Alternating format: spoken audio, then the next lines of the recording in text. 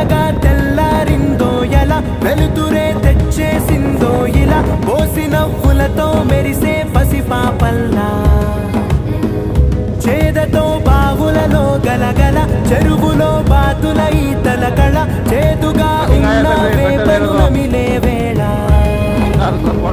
చుట్ట